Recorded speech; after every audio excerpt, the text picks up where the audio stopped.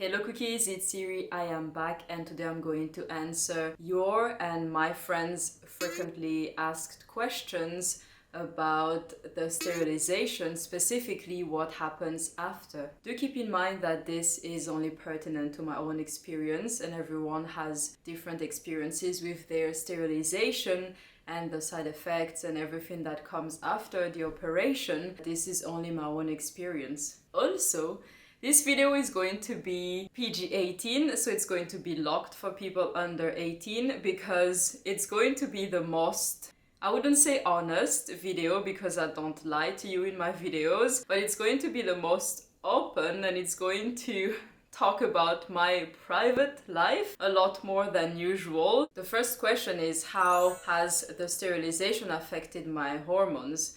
So it has not affected my hormones at all. I haven't noticed any change. My hormones have always been all over the place and I've had cyclic problems and things like that, but the sterilization hasn't changed anything. It hasn't gotten better and it hasn't gotten worse. So I haven't experienced any type of hormonal problems because of the sterilization. On to my intimate life. So it has been amazing, cookies. And right now I am single, but after I did my sterilization, the ex-boyfriend did his vasectomy and it was great. I have always been really careful with protection since forever because of pregnancy and STDs. I take my health extremely seriously and I don't joke about health matters or pregnancy matters. My policy with protection is always to have a double protection. So even when I was married, I never had intimacy without condoms ever because I have never been on the pill. I refuse to be on the pill. I don't want to be on anything hormonal. I don't want anything inserted inside of myself. So I have never done hormonal types of protection. So instead I've used physical barriers. So condoms, you have condoms for men and condoms for women, but that's always what I have used. And I always use double protection, so I have an app tracker. So even while using a physical barrier, if it is around the ovulation period, I abstain from doing most things. And that's something that I have done since I have been active because I always feel like in my head, I would feel more relaxed with double protection. So having had a sterilization done and having had an ex-boyfriend that had a vasectomy done, for me it was the first time that I had two types of double protection. Does that sentence make sense right now? As in, I am protected from pregnancy and he's protected as well because he's a man and he had a vasectomy done, so that's double protection, so that's good enough for me. And that is finally the first time I felt comfortable enough to drop physical barriers. And let me tell you that discovering intimacy without a condom or any type of physical barrier for the first time in my late 20s, it's really fun. I have had a lot of fun discovering that part of myself and of my life. And also, my intimate life has been so much better because in the back of my head, I've always been stressed about the risk of pregnancy, even with double protection, as in physical barrier and avoiding the days when I'm ovulating. I've always been stressed about it, and I have a collection of pregnancy tests at home, and if my period is more than 2 days late, I would totally freak out. And so I've always had that fear in the back of my head, and I think that because of that I've never been truly relaxed. The only times that I've been truly relaxed, I think, being intimate before, was when I had a bit of alcohol in my system. And not wasted. I would not get wasted. I've never been drunk in my life before, and I don't intend to ever get drunk. But I think a little bit of alcohol in my system made me more relaxed, so I was more chill and therefore had a better intimate experience. But since I rarely drink, I drink probably once or twice a year, it has never really been as free as since the ex-boyfriend and I got sterilized. And since then I've discovered that, whoa, I knew it was fun, but now it's fun and it's been amazing. I am single at the moment, so of course I haven't had anyone else after the ex-boyfriend, but I know that if I were to get intimate again with someone, if the person doesn't have a vasectomy, then it's going to go back to double protection. So basically me being sterilized and probably a condom, and especially for STDs. So the sterilization has definitely made my intimate life much better, much more relaxed, much more intense, much more fun, much more everything. It has gotten so much better on all aspects. So when it comes to intimacy, it has definitely been better. I'm really pleased, and I so wish that I had done it earlier because I could have enjoyed myself much earlier. One of you also asked about mood swings. I haven't had any weird mood swings. The thing is, if you make your research about sterilization, depending on which one you get, it should not affect hormones, so you should not be affected by mood swings because my ovaries are still intact, they're still there, and last I heard, they're quite healthy, so they're still producing the hormones they're supposed to produce, and I don't have any hormonal birth control, so I don't have any mood swings caused by anything. It's literally just the tubes that don't really have any purpose except from being a tunnel where the egg travels. If you cut that, if you remove that, or if you burn that, or whatever you do into that, it should not affect the ovaries and the hormones, unless, and this is the thing that my surgeon told me, and that's why she did not want to cut the tubes, unless the surgeon made a mistake or an accident happened. And because of the tubal ligation, there is damage done to the ovaries, and then you might have hormonal problems because your ovaries might die, or they might hurt, so they might not produce the hormones, but that's only if something bad happened during the surgery and you have that side effect, then yes, something might happen, but for me, nothing happened. I haven't experienced any weight gain, any weight loss, any hair loss. I haven't experienced anything physically apart from the feeling of being free and enjoying my intimate life more. I know I'm probably saying that a lot in this video, and I don't know if it's too much information or not. Some of you have asked me about periods privately or in the comments section, and my friends have asked me about that as well. And no, I have not noticed any change. I don't usually have period cramps. Sometimes I have them, and when they happen, they're quite painful, but that happens maybe once a year, and that happened before, so it's not related to the sterilization.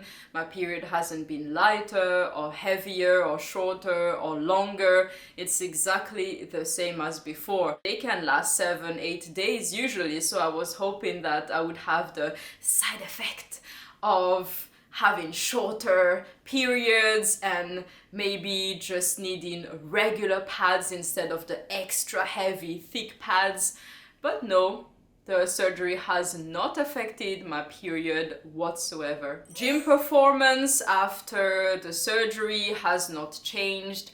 I'm actually really stoked at the moment because I have been doing hip thrusts that are really heavy for me.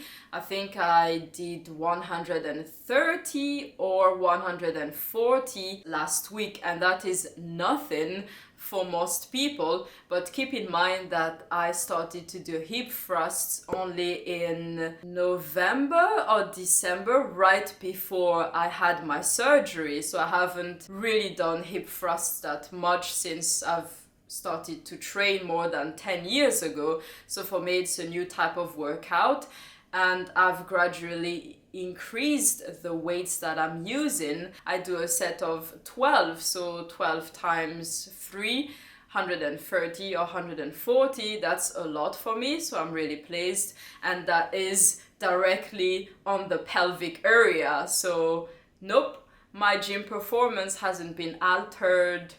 It hasn't gotten better or worse after the surgery. Finally, financially, it has been nice. When you're trying to be frugal with your money and save and budget, protection can get quite expensive. There is this brand of protection. The intimate soap is so amazing that we go through 1 or 2 of those per month. It reduces odors, it's quite moisturizing, and it's a really good intimate wash from our FSU. And they make condoms, they make soaps, they make, I think, intimate shaving gels. They have cheap pregnancy tests. And they have a lot of things that are geared towards sexual health, and they also have a hospital in the south of Stockholm where you can go and get tested and do things. And I know this sounds like a sponsorship. It is not. I am interested in a sponsorship with RFSU if they want to, but it is not. And they make the best condoms. That is just a tip. I can tell you that I have Swedish friends that travel to Singapore, that travel abroad, Swedish people or people that have lived in Sweden. They buy packs and packs and packs of those RFSU condoms when they travel because nothing is as good. RFSU condoms are really expensive if you enjoy having intimacy quite often. So that expense was always a household expense between the ex-boyfriend and me, and now the expense is removed, and you can really tell that, wow, you have removed a couple of hundreds, if not thousands of crowns per month on protection that you can instead save for other things. Last but not least, cookies get tested. Whenever I get into a new relationship, I always go with my new partner and we go get tested together and we do everything: syphilis, gonorrhea, HIV, chlamydia, and the rest. And some clinics offer longer tests, as in some clinics you can even do herpes, and in some clinics they don't offer that. I always try to go for the most comprehensive test. It is the responsible thing to do, and it is the mature thing to do, and it is the safest way to enjoy being intimate. It is safe for you and it is safe for others. I know so many people that rarely get tested when the conversation just comes up like that casually. I have talked to so many men and women that haven't gotten tested in the last 5 years or 10 years. I have met many that have never gotten tested because they think that they are clean, or that the person they're with or the people they have intimacy with are clean. You can never assume from how someone looks like, or how much money they have, or whether they're famous or not, whether they have an STD. Most STDs are invisible for a really long time, and many of them you don't even know. Anyone could have HIV and they would show no symptoms for years because the virus would be dormant, but then they can still be contagious to other people. Of course, you shouldn't be too paranoid, but I never understand oh, he or she looks clean, and then some people get defensive and say, don't you trust me? I have never been with people like that have questioned my desire for us both to get tested, and for me that would be a red flag, because to me, they should assume that they don't know about my state down there, and I also assume that I don't know because we don't know each other, and unless you have done blood tests and you have peed in a cup, no one actually knows. I wouldn't know if I'm clean and you wouldn't know if you're clean. Of course, I knew that I was clean when I met the ex-boyfriend, because I regularly get myself tested as a routine during the spring. It is something that my mother actually told me to do, whether or not I'm in a relationship. So even when I was married, we would still get regularly tested every spring, just as a routine thing, and it's just a responsible thing to do.